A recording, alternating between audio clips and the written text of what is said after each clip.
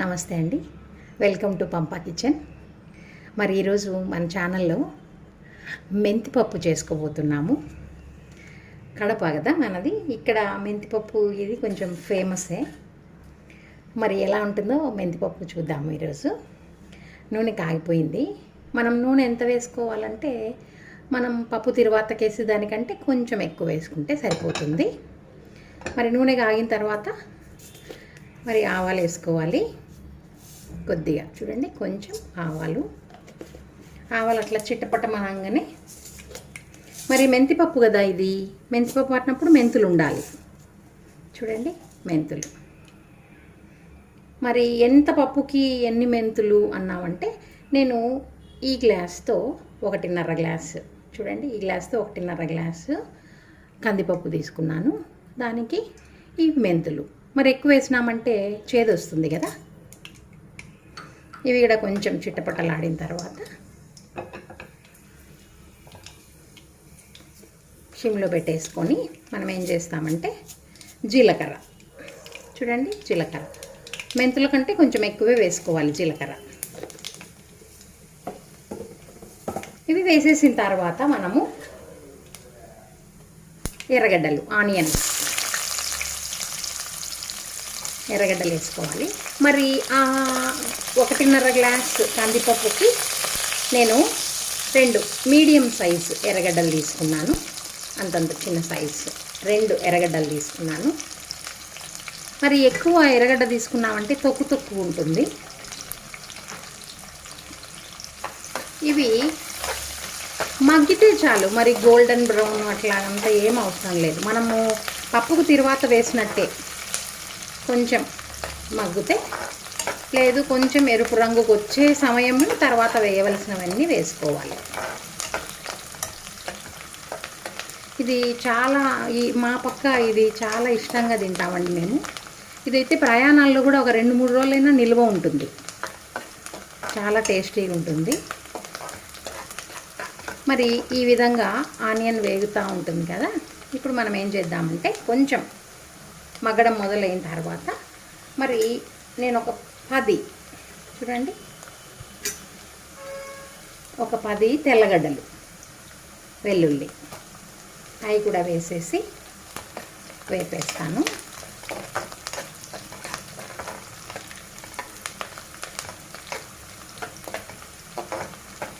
చాలా త్వరగా అయిపోతుంది. అంటే మనం పప్పు వండుకొని తర్వాత వేయకుండా, పోపు పెట్టకుండా ముందే పోపు పెట్టేసి పప్పు కూడా అందులోనే వేసేసి చేస్తాము. చాలా ఈజీగా, టైం లేనప్పుడు చాలా త్వరగా, చాలా కమ్మగా ఉండే వంటకం ఇది. తర్వాత ఏంటంటే చూడండి ఒకసారి, ఎండుమిరపకాయలు, కరివేపాకు. ఎండుమిరపకాయలు మరి ఈ కప్పుకి, చూడండి ఈ కప్పుకి నేను ఈ కప్పున్నర కదా వేసుకున్నాం బేడలు. ఎండుమిరపకాయలు ఒక 10 తీసుకున్నా. ఇంకా మరి మన కారాన్ని బట్టి, ఇది తర్వాత అంతా కలుపుకునేది కాదు కాబట్టి చాలా జాగ్రత్తగా ముందే అందాజుగా మనం వేసుకోవాలి. ఒక 10 ఎండుమిరపకాయలు అయితే ఇప్పుడు నేను తీసుకున్న పప్పుకి సరిపోతుంది.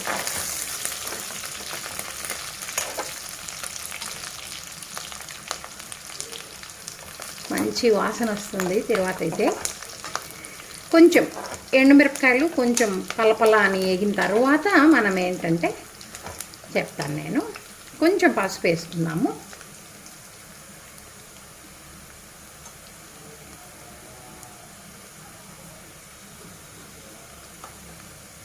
పసుపు వేసుకుందాం. అంటే ఎక్కువ పసుపు వేసి మనము వేయించినామనుకోండి దాని ఫ్లేవర్ మారిపోతుందని నాకు ఒక ఫీలింగ్. ఇంకా లాస్ట్లో మనం కుక్కర్ పెట్టేటప్పుడు వేసి వేయించుతాను. ఇప్పుడు ఏం చేస్తాను అంటే చూడండి, ఆ బేడల్ని నేను ఈ విధంగా కడిగేసి పెట్టుకున్నాను. ఒక 5 నిమిషాలు, టైం లేదంటే జస్ట్ కడిగి వేసేసుకుంటే సరిపోతుంది. చూద్దాం ఇప్పుడు. ఇవి దీంట్లో వేసేద్దాం.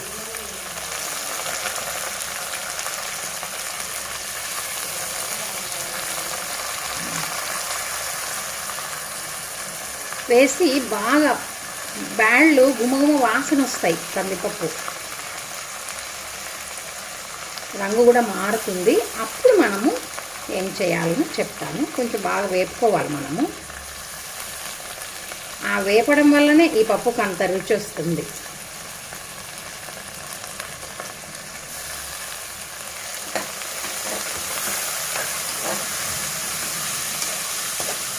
అసలు టైం పెట్టుకొని చేసుకున్నా కూడా 10 నిమిషాలు అంతే.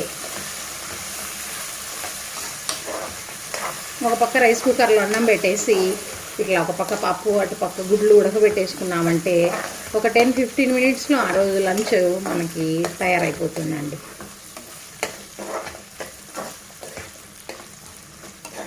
ఇలాగ బాగా మంచి వాసన వచ్చే వరకు వేపుకోవాలి.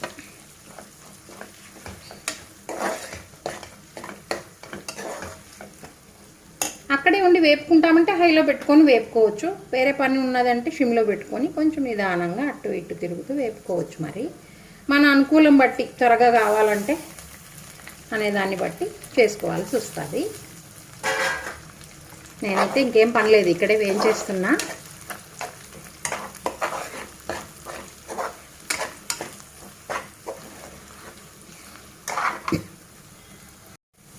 చూడండి, మరి కందిపప్పు బాగా మనం కంది పచ్చడికి వేయించినప్పుడు వాసన వస్తుంది చూసినారు, సేమ్ అట్లాగే చూడండి. ఇప్పుడు మనం పసుపు వేసి ఒకసారి అలా వేయించేస్తాము, ఎక్కువ లేకుండా. దాంట్లోకి నేను ఏంటంటే ఒక 2 మీడియం సైజ్ టమాటాలు. ఆథెంటిక్గా అయితే అసలు రాయలసీమ వాళ్ళు టమాటాలు వాడరు, చింతపండే వేస్తారు. ఏమంటే మా ఇంట్లో అంత చింతపండు ఫ్లేవరే అంటే సరిగా తినడం లేదు. అందుకు ఒకరోజు ట్రై చేసినాను, బాగానే ఉనింది, తిన్నారు. ఇంక అప్పటి నుంచి నేను టమాటాలు వేస్తాను. ఇంకా టమాటాలు మీ ఇష్టం. మనము ఎండుమిరపకాయలు తీసుకున్నాం కదా, దాన్ని బట్టి టమాటాలు. సపోజ్ ఎక్కువ వేసుకున్నారంటే ఒకవేళ ఎండుమిరపకాయలు తగ్గిపోతే మళ్ళీ కారము తగ్గుతుంది. తర్వాత అంతా ఏం యాడ్ చేసుకోకూడదు ఈ పప్పులో.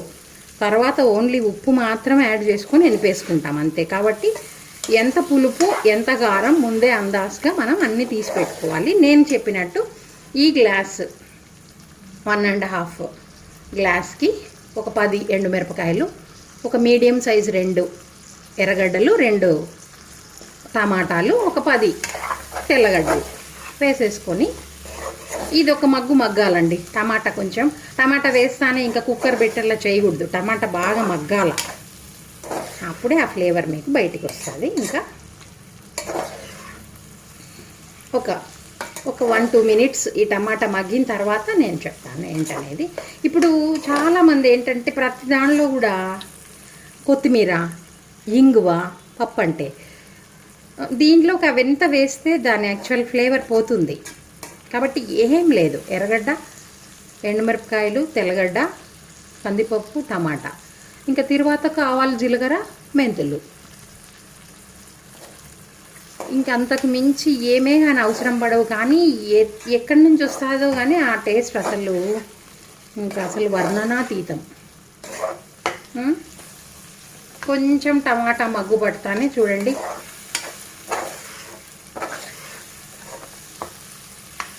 బాగా మగ్గిపోతాము. హైలో పెట్టేసినాను, మగ్గిపోతాను టమాటా కదా.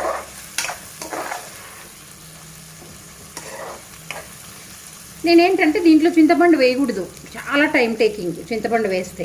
అందుకు నేను కొంచెం చింతపండు, దీన్ని కూడా అంతే. మనం ఎన్ని టమాటాలు 3 తీసుకున్నాం, ఇంకా ఎంత పులుపు సరిపోతుంది అని చెప్పి నేనైతే ఒక ఒక ఉసిరికాయ సైజ్ అంతా, చిన్న ఉసిరికాయ సైజ్ అంతా చింతపండు ఇట్లా బాక్స్లో తీసుకునేసి దీంట్లోనే పెట్టేస్తాను. దీని లోపల వేయను, ఇట్లా బాక్స్లో పెట్టేసి నేను నీళ్ళు వేసిన తర్వాత ఈ కుక్కర్లోనే వేసి మూత పెట్టి ఒక 3 విజిల్స్ వేసినామంటే తర్వాత తీసినప్పుడు ఈ చింతపండు దాంట్లో వేసి ఉప్పు వేసి రాముకోవడమే. చూడండి, బాగా టమాటా కూడా స్మాష్ అవుతుంది, చూసినారా, గమనించారా? చూడండి, టమాటా బాగా స్మాష్ అవుతుంది. ఇప్పుడు మనం ఈ పప్పుకు ఎంత వాటర్ సరిపోతుంది అనేది మనం మీకు థిక్గా కావాలా, గట్టిగా ముద్దపప్పులాగా గట్టిగా కావాలన్నా, ఇదైతే నేను ప్రిఫర్ చేస్తాను గట్టిగా ఉంటేనే బాగుంటుంది ఈ పప్పు. జారుగా ఆకుకూర పప్పు అలాంటి కొన్ని పప్పు రసం అట్లా జారుగా చేసుకుంటారు కదా, కానీ ఈ పప్పు అయితే గట్టిగా ఉంటేనే దాని రుచి ఆ కథ వేరు. కాబట్టి నేనైతే ఏం చేస్తానంటే ఒక పెద్ద గ్లాస్తో 1.5 గ్లాస్ నీళ్ళు పోసేస్తాను. మళ్ళీ 2 వేసినాను అనుకోండి కొంచెం జారుగా అవుతుంది. ఇదండి, ఈ గ్లాస్తో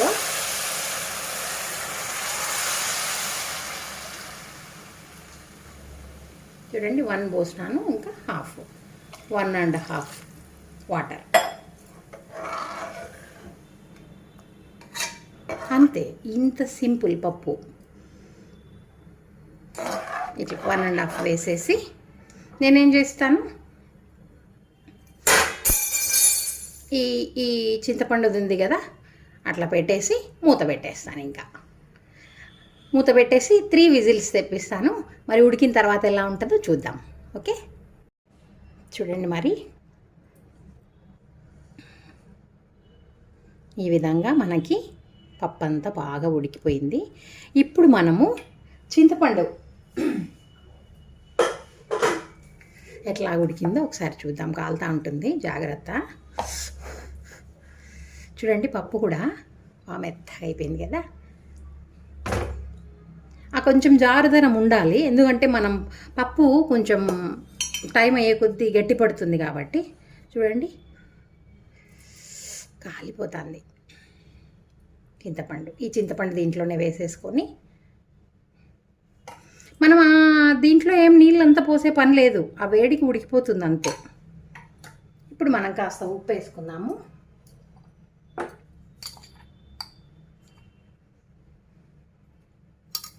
ఉప్పు వేసి ఇంకా పప్పు గుత్తి తీసుకొని మనం రాముకోవటమే తరువాయి.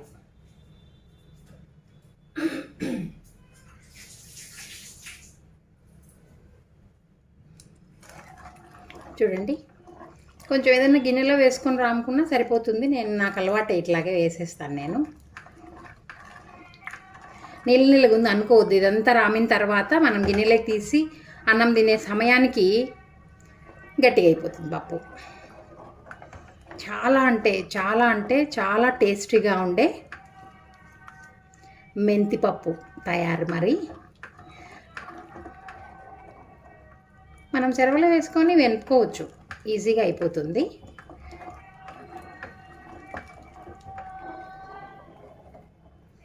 అంతేనండి, మరి మెంతిపప్పు చేసే పద్ధతి ఇదే. నేను డిష్ అవుట్ చేసి చూపిస్తాను. చూడండి మరి ఉప్పు అన్నీ పర్ఫెక్ట్గా సరిపోయినాయండి. చూడండి ఇలా ఉంది. ఇది మనం కాస్త చల్లారిందంటే మరింత గట్టిపడుతుంది. ఇట్లా డిష్ అవుట్ చేసేస్తున్నాను నేను. చూడండి నేను కొన్ని ఎండుమిరపకాయలు గమనిస్తే అట్లాగే పెట్టా, ఎందుకంటే కారం సరిపోయింది. ఇంకా ఎక్కువ రామేసామనుకోండి మరింత కారం అవుతుంది. ఒకవేళ అంతగా ఎవరికైనా ఎక్కువ కారం కావాలంటే ఎండుమిరపకాయ నలిపేసుకున్నారనుకోండి కారంగా ఉంటుంది. పిల్లలు ఉంటారు, అన్నీ నలిపేస్తే మళ్ళీ ఎక్కువ కారం అయిపోతుంది కదా. ఈ టెక్నిక్ కూడా ప్లే చేయొచ్చు. ఒకవేళ పొరపాటున ఎండుమిరపకాయలు ఎక్కువైనాయి, మనం రాముకునేటప్పుడు చూసి అన్నీ మెదపకుండా కొన్ని మాత్రం మెదిపేసినామంటే కారం ఒక మోస్తారుగా ఉంటుంది. ఎక్కువ కారం కావాలనుకుంటే ఆ మిరపకాయలు నలుపుకోవచ్చు మనం. ఇంకా ఆ సిచ్యువేషన్లో మనం ఏమేమి చేయాలనుకుంటే అవి చేసేస్తే అద్భుతమైన మెంతిపప్పు ఈ విధంగా తయారైపోతుంది. చూడండి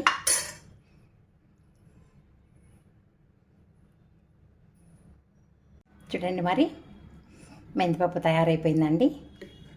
మరి గమనిస్తే మీరు కొంచెం గట్టిగా అవుతా ఉంది కదా. ఇటువంటి అద్భుతమైన మెంతిపప్పును మీరు కూడా తయారు చేసుకొని నేను చెప్పిన కొలతలే పాటించండి. నేను చెప్పిన చిట్కాలు పాటించుకుంటూ చేసినారంటే రాయలసీమ స్పెషల్ మెంతిపప్పు చాలా అంటే చాలా బాగుంటుంది. ఈ మెంతులు వేసినందువల్ల మనకి ఎండాకాలంలో ఈ పప్పు తినటం వల్ల చాలా చలువ. ఆ పక్కన మామిడికాయలు పచ్చడి పెట్టుకొని ఈ మెంతిపప్పు వేసుకొని ఒక ఆమ్లెట్ లేకపోతే అంత చికెన్ ఫ్రై కానీ లేకపోతే మాంసం ఎండు ముక్కలు కానీ వేసుకొని తింటే చాలా అద్భుతంగా ఉంటుంది. మరి ట్రై చేయండి. ట్రై చేసి టేస్ట్ చేసిన తర్వాత నచ్చితే please like, share, comment and subscribe. Thank you. చూడండి నేను వేడి అన్నము వేసేసి ఇప్పుడు మీరు గమనిస్తే పప్పు టెక్స్చర్ చూడండి గట్టిగా అయిపోయింది కదా. అన్నం తినే సమయానికి ఇది కాస్త అట్లా వేసుకొని నేను ఇంకా కొత్త ఊరగాయ ఉంటుంది కదా సమ్మర్లో పెట్టుకుంటాం కదా, అది అట్లా వేసుకొని అబ్బా చూస్తుంటే నోరు ఊరిపోతుంది. కొంచెం అట్లా తీసుకొని ఈ విధమైన పప్పు మీరు కూడా టేస్ట్ చేయాలండి. మనము మార్కెట్లో ఏదైనా వస్తువు చాలా బాగుంది అంటే ఎవరు చెప్పినా చెప్పకపోయినా అది నచ్చితే మనం మన బంధువులకి నైబర్స్కి చెప్తుంటాం కదా. మరి అట్లాగే ఇంత ఈజీ పప్పు ఇంత టేస్ట్ ఉందంటే మరి మనం షేర్ చేసుకోవాలి. కాబట్టి నేను మన ఛానల్లో ఈరోజు మెంతిపప్పు చేసినాను. మీరందరూ కూడా ఖచ్చితంగా ట్రై చేసి దీని టేస్ట్ ఎట్లుందో ఈ విధంగా కలుపుకొని మీరు కూడా తిని సూపర్ అదిరిపోయింది అసలు. మరి మీరు కూడా చెప్పాలి ఇది చేసుకొని తిని కామెంట్స్లో అదిరిపోయిందని. మరి మన ఛానల్ ఇంకా సబ్స్క్రైబ్ చేయకపోతే ఎవరైనా సబ్స్క్రైబ్ చేయండి, లైక్ చేయండి, షేర్ చేయండి. Thank you.